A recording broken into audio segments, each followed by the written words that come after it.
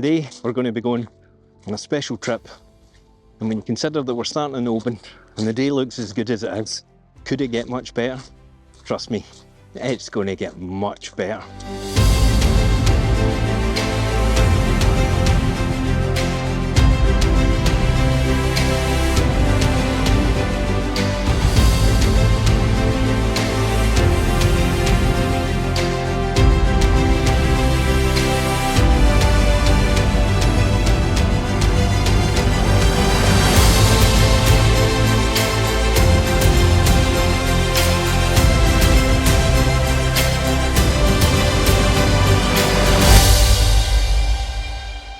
Well, you might have seen from the start of the last clip that the day didn't turn out quite as I'd hoped it was going to. We did take the car and we drove all the way up to Skye, all the way through Fort Augustus and then over the Skye Bridge, and then we went to Portree for a little bit of lunch, and I was hoping that I'd get some great footage of a very special castle, Outlander. Now I did manage to get some photographs. Somebody's coming by on a motorbike. I did get some photographs of the castle and I did manage to fly the drone, but the light was incredibly flat. However, you know I'm always banging on about go somewhere special and you can get some special photographs. Well, today I've driven a little bit further north of Oban and we're in a village called Oban. It is quite a small village, however it does play host to one of my most favourite buildings in the whole of Scotland, and that's Castle Stalker. And the light up until 5 minutes ago was epic, but the clouds have started to roll in. So we're about an hour from sunset, hence the reason I'm out of breath, because I'm hoofing it to see if I can try and catch something before the light disappears completely. So let's see how we go on.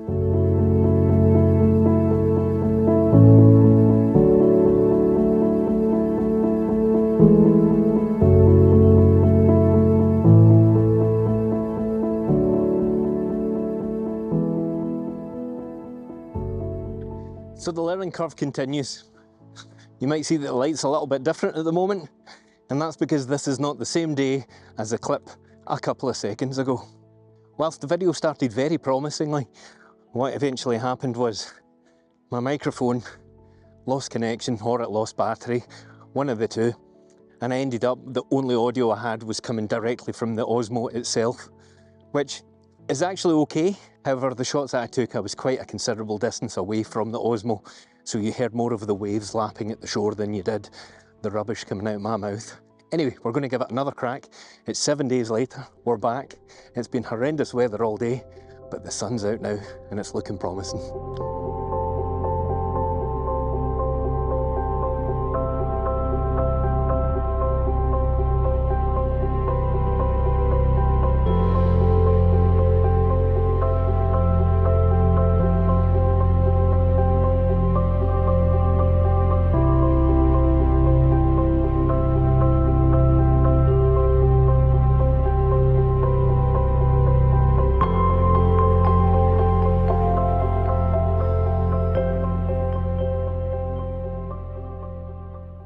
The plan was to go to Skye and on the way there stop at the Kyle of Lochalsh and get some good footage and some good photographs of the most stunning castle in the world, Outlander. By the time we got there, the weather was overcast. There was some, I want to say, old seaweed floating in the water. I did get a couple of shots and I'll put one up on the screen. But it was a little bit disappointing because the sunset that was predicted, as usual with this channel, never really came to bear. And the point of this video is to talk to you about how to take better photographs in sunset. I'm going to try and remember all the things I said last week, but the purpose of this is when you get yourself to a nice location and it's lovely golden light, make the most of it and don't waste it. Here, this bridge is slippy. You know me in accidents. So when it comes to sunset photography, what are the main challenges? Well, one of the main challenges is that the light is continually changing, obviously. It gets darker and darker and darker. So the darker it becomes, the slower your shutter speed will become, which can then mean that you can end up with soft or blurry images. So that brings us to the number one thing, which is making sure that you combat the failing light by having whatever shutter speed you need to get the image. Easiest way to eradicate that is to use a tripod. The other thing you need to contend with is when you've got a backlit subject. So I've changed hands, the sun's now over behind me. If you're aiming straight directly into the sun, your subject could be shrouded in shadow. Now that might be the look you're going for, and if that is the case, then more power to you. I love those shots. But if you want to try and expose a little bit of your subject, then again, you need to think about your aperture, your ISO, and your shutter speed. As with most of the castles, as with all the castles in Scotland, there is a deep and rich history attached to the castle, and I'll maybe tell you a little bit about that. However, let's get some video, some drone footage, and I may have enough time to try and run a wee time lapse on this. So the other thing you need to think about is your ISO. If you've got your aperture set where you want to try and keep things sharp from front to back, you'll have your shutter speed at whatever level you want that to be. It could be slow so that you can smooth out water, or it might be fast so you can catch the silhouette of a bird going by. So no matter what shutter speed you pick, if your image is too dark, your only other two options are to change your aperture or to start boosting your ISO. So let's talk about ISO for a second. A lot of photographers are petrified of the ISO setting, mainly because if you put it above 100, like 101, the thing will fall apart with noise. I used to think this, and I had everything at 100. If I couldn't get my ISO below 400, I sometimes didn't take the shot, which was ridiculous because it's much better to have the shot, and it might be a little bit grainy, than to have no shot at all. So don't be scared to use the ISO setting.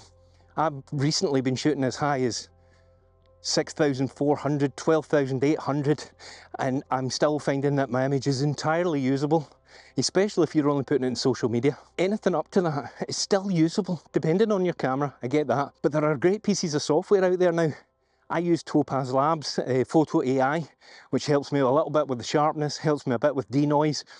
And images that I've shot almost in pitch black, ISO up at really high levels, I've managed to save or significantly improve. We're almost there. I'm almost knackered. Let's go and take some photographs.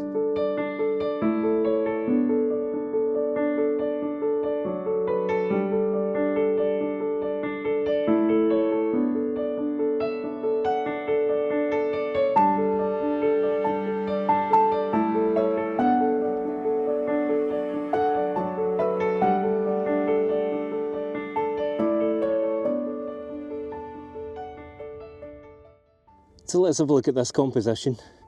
I know it's in the Osmo and it's a little bit small, but you can see I've got Castle Stalker in the frame here. Equidistant with the sun in the middle, I've got this little island here.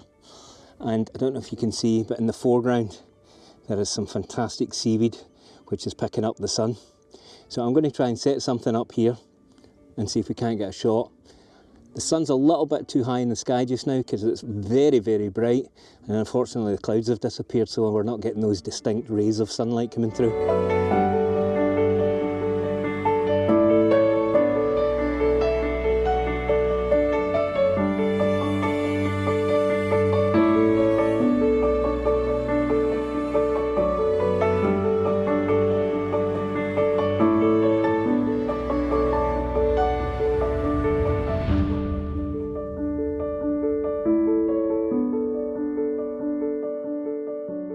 So you can see the light is already starting to fade fairly dramatically. So let's go and see if we can get another shot from a slightly different angle. We're going for the hero shot.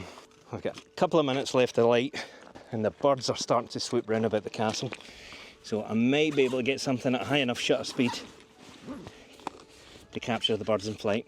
Unfortunately they're only seagulls and nothing more majestic, but again, beggars can't be choosers. Oh, there's a lovely wee boat just off to the right hand side of the castle, which has given me a little bit of balance to the image. Oh, that big massive orange ball. That big massive orange ball doesn't really show itself that often in Scotland, so we're going to make the most of it right now.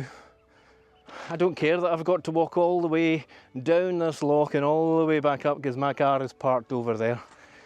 Because when you capture moments like this, it just makes it absolutely fantastic. I'm just checking the edges of my frame to make sure I've got nothing that's going to interfere with it. Oh, the old Scottish saltires flying on the top of the castle fills you with immense pride, so it does, to see the sun once in the summer. See you next year. The sun's got a couple of minutes to go down, and while it's doing it I thought I would just sort of fall over that rock and break my ankle. So anyway, let's recap. Sturdy base, try and get it on a tripod. It's not because you can't handhold into the sun. You probably can because you get a really fast shutter speed if you want it, just to keep control of the exposure, but you only get one shot at that. And if you do that, the chances are that your subject will be too dark.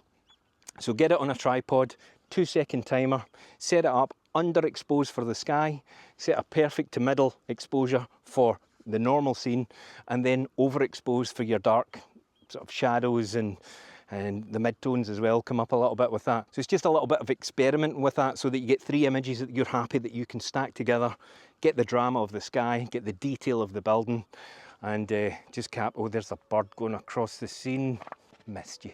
So in last week's video I said things were going to get much better. They didn't that day, but I'm hoping the footage and the photographs from tonight will help put the video together. So here are some of the photographs from this week, and also some of the drone footage and photographs that I got last week. Hope you enjoy.